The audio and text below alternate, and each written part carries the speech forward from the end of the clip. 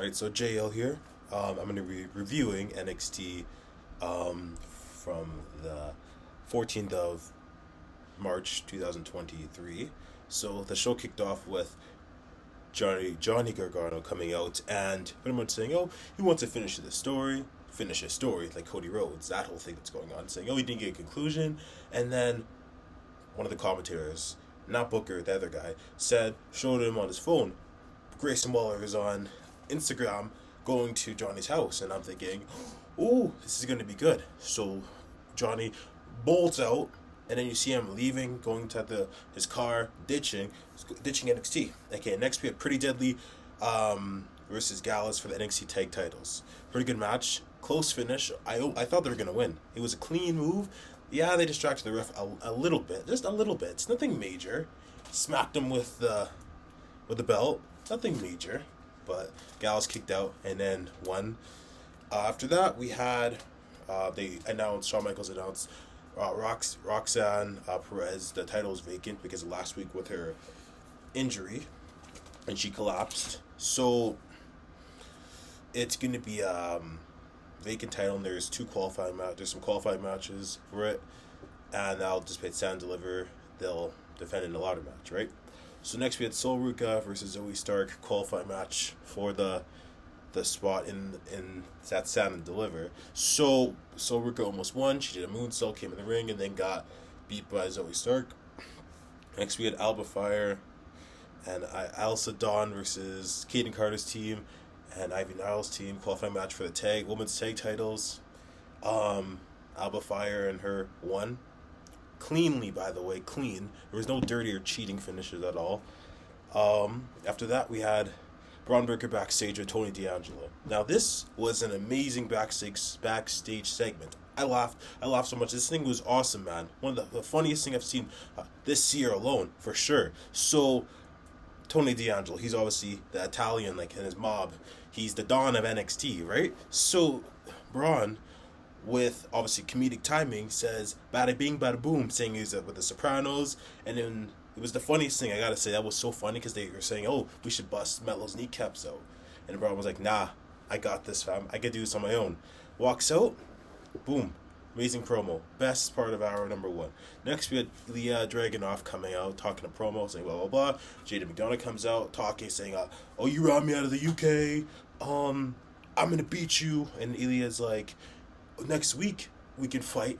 And then they start brawling, and the brawl leads to outside the arena, outside the not arena but like the area, the building they're in. So next we have Pretty Deadly backstage saying at Stand Deliver they're going to be the hosts. So like Miz, the host for WrestleMania, they're going to be the host of Stand Deliver, which is good because even though they're not having a match, they can still be in the show and they can have their characters be on there and shine, make it funny.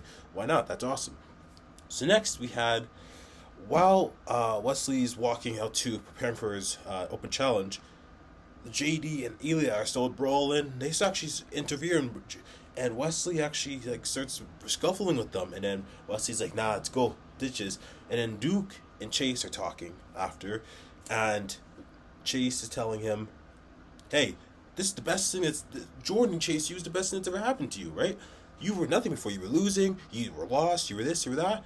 And this is good. And then, what's her face? Ava Rain came out with the mask, put the mask over a pylon. Okay, made the segment a bit better, I guess.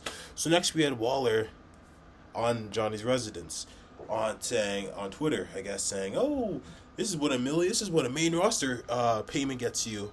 Blah blah blah blah. And then Wesley comes out to defend his North American title in the open challenge. I thought it was. Axum came out of the brawl. I thought it was gonna be him. No, he gets laid out by Scripps, and then JD comes in the ranks, like knocks the head off Wesley, and then Ilya comes back. They all brawl, and it ends up being there's no North American title match. So next you had JC Jane backstage cutting a promo saying she's injured.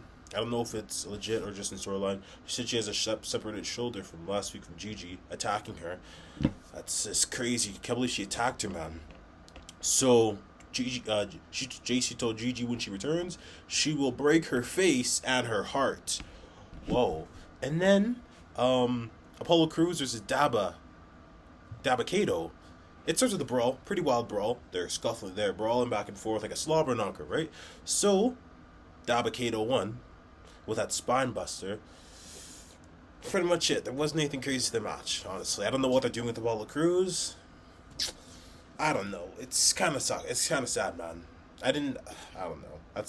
I don't know what they're doing with Apollo Crews. But I'll be highlight. The highlight of hour number 1 was Braun Breaker in the Tony D'Angelo segment. By far the funniest thing I've seen this year alone. So next we kick off with hour 2. NXT Anonymous is filming Wesley and HBK backstage, and they're a bit arguing because Wesley, I guess, HBK is upset that that brawl happened and endangering other people, the other stars, and Wesley's like, I need to prove myself. You people should know this. And HBK's like, you know what, fine. At Stand and Deliver, there's going to be a Fatal 5-Way match for the North American title, and Wesley gets to pick them. If I had it my way, I would put Breaker in there to be a double champ, but it's probably going to be the Scripps, Axe, and those type of people in there. Next, we had Gigi Dolan versus the Cheater. What's the tag? One half of the tag champ, not the Cheater. So it's a qualifying match for the ladder match for the vacant NXT Women's title.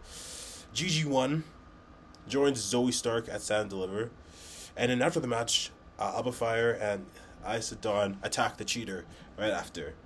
And then Johnny Gargano speeds home illegally, rushes home illegally, so he gets jumped by Waller. They're brawling back and forth, back and forth, back and forth.